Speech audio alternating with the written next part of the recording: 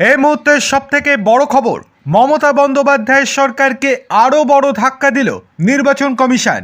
গতকাল 5 আধিকারিকের বিরুদ্ধে এফআইআর করার নির্দেশ দেওয়ার পর সাত সকালে আরও বড় পদক্ষেপ নির্বাচন কমিশনের। কি হয়েছে চলুন বিস্তারিত দেখে নেওয়া যাক। তার আগে আপনাদেরকে অনুরোধ, ভিডিওটি ভালো লেগে থাকলে লাইক, কমেন্ট, শেয়ার এবং সাবস্ক্রাইব করতে একদম ভুলবেন না। চলে আসি বিস্তারিত খবরে। এসআইআরের শুনানিতে ডাক পাওয়া একাধিক ভোটার স্থায়ী ঠিকানার প্রমাণপত্র হিসেবে জমা দিচ্ছিলেন। এই নিয়ে রাজ্যকে চিঠি লিখেছিল রাজ্যের মুখ্য নির্বাচনী আধিকারিকের দপ্তর। সেই চিঠির উত্তরও দিয়েছিল রাজ্য, কিন্তু তাতে একেবারেই খুশি নয় মুখ্য নির্বাচনী আধিকারিকের দপ্তর।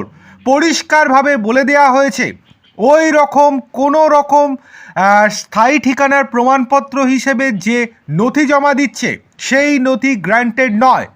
রাজ্যের থেকে মূলত জানতে চাওয়া হয়েছিল ডেমিসাইল সার্টিফিকেট কারা ইস্যু করতে পারেন। রাজ্যের মুখ্য নির্বাচনী আধিকারিকের দপ্তরকে সেই চিঠির জবাব দিয়েছিল রাজ্য জানিয়েছিল 1999 সাল পর্যন্ত ডোমিসাইল সার্টিফিকেট ইস্যু করার ক্ষমতা দেওয়া হয়েছিল জেলা শাসকদের হাতে।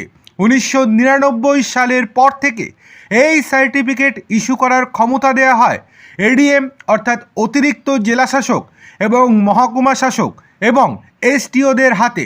রাজ্যের স্বরাষ্ট্র দপ্তরের তরফে চিঠির উত্তর দেওয়া হয় রাজ্যের মুখ্য নির্বাচনী আধিকারিক মনোজ কুমার আগরওয়ালকে। রাজ্য নির্বাচন কমিশন সূত্রের খবর, শুনানি পর্বে একাধিক ভোটার ডোমিসাইল সার্টিফিকেট জমা দিচ্ছেন। মূলত এই ডোমিসাইল সার্টিফিকেটকে স্থায়ী ঠিকানাপত্র হিসেবে জমা দিচ্ছেন শুনানিতে ডাক পাওয়া একাধিক ভোটার। তার জেরেই এই সার্টিফিকেট ইস্যু করার ক্ষমতা কাদের রয়েছে তা রাজ্যের থেকে জানতে চেয়েছিলেন রাজ্যের মুখ্য নির্বাচনী আধিকারিক।